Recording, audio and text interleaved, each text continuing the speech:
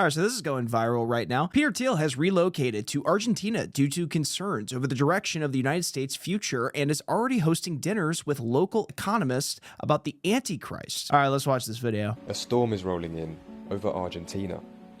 The man who wrote the words, "I no longer believe that freedom and democracy are compatible." A billionaire that champions many of the ideals central to the philosophy known as the Dark Enlightenment. Which was crazy. Democracy as a failed experiment. He built a company that tracks, monitors, and targets human beings all over the world. Peter Thiel just bought the most expensive house in Buenos Aires for $12 million. But why has he come to Argentina? Which is nuts, by the way. I mean, this is a big move by Peter Thiel to move from the United States. And he has explicitly said that democracy and freedom is a failed experiment. He has said those things. And this is why he is moving to Argentina, which a lot of people feel is under Israeli control right now, whose leader is currently Javier Milei. And what might this mean for the country's future?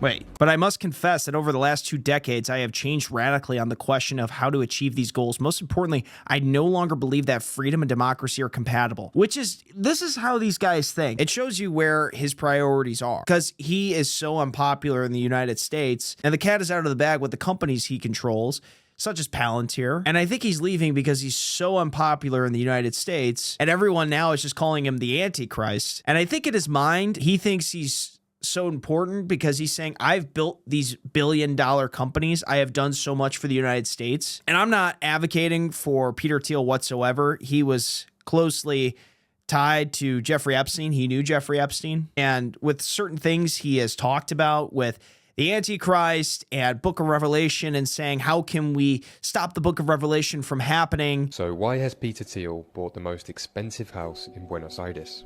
Why is he here? The first possible explanation is that he might just like the area.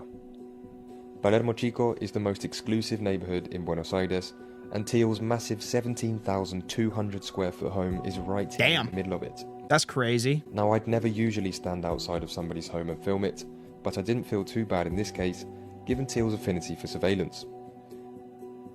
Dude, he's got your phone on lock. He's co-founder and chairman of the board of Palantir, and has a net worth of $30 billion.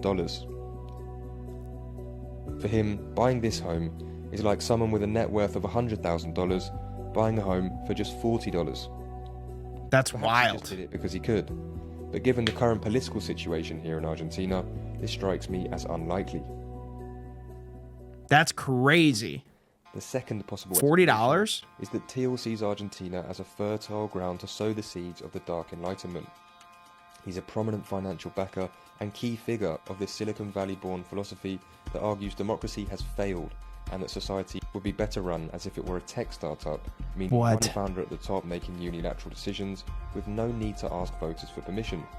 Okay, you see, that is the issue right there. You want to be a king, essentially. You want to have the power of a king, and you do not want to go by the will of the people. I think that's why, especially someone like Peter Thiel, who's a big tech head, would be very angry with the American people right now because they are so against AI and artificial intelligence when it comes to these data centers. And anytime you hear one of these billionaires that's heavily advocating for AI, it's because they're invested in those companies and they have a huge stake involved. And if they can use the taxpayers to pay for it, they're going to use those dollars. Thiel has spent millions and millions funding like-minded politicians in the US. Here in Argentina, Milei is already at the top of government and is currently running the most radical libertarian experiment on earth. The both of them are self-described anarcho-capitalists. Back in his ominous 2000 That's wild. The Education of a Libertarian, Thiel wrote, "The fate of our world may depend on the effort of a single person who builds or propagates the machinery of freedom that makes the world safe for capitalism." See, that's the problem I have, man. That's not a capitalistic society. That's not freedom. It comes down to one man. Who's the one man? He's talking about himself. Peter Thiel has also stated that he doesn't believe in competition. He doesn't believe that you should have any competition whatsoever in any society.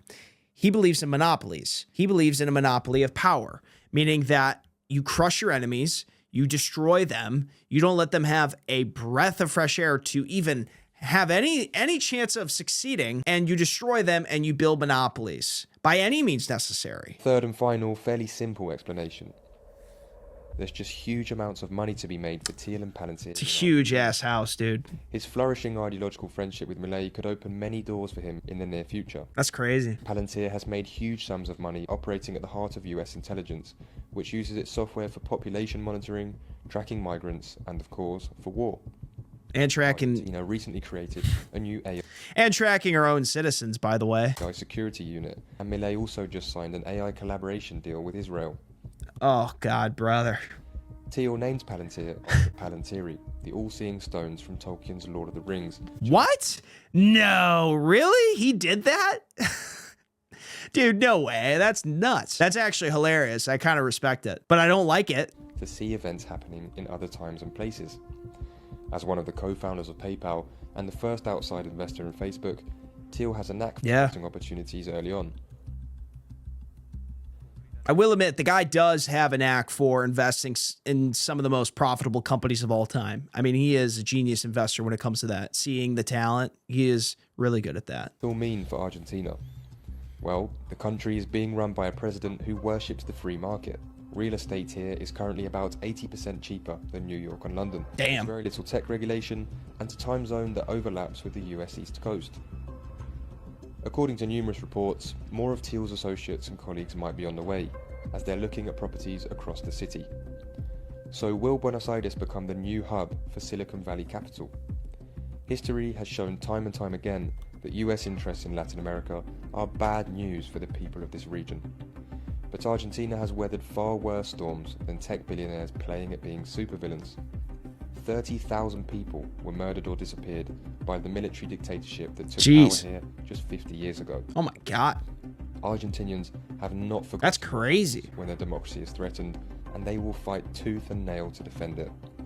With his fundamentally anti-democratic beliefs, I don't think Peter Thiel will be a popular new neighbor in Buenos Aires. So Peter Thiel is essentially like, the United States, we've used enough of its resources and what it has to offer in terms of the freedom of the capitalism. We've totally, we got that control there. But now we're going into Argentina and we're going to just take it over. It's funny that Peter Thiel has now moved to Argentina because, it just shows like the Israeli connections that they have in Argentina, which he is going to get less regulations to do what he wants in terms of Palantir, in terms of spying on the citizens. Using artificial intelligence, experimenting in that country, which he wouldn't be allowed to do in the United States. He will now have that ability in Argentina. And it's nuts that he is doing this. It's nuts that he is moving.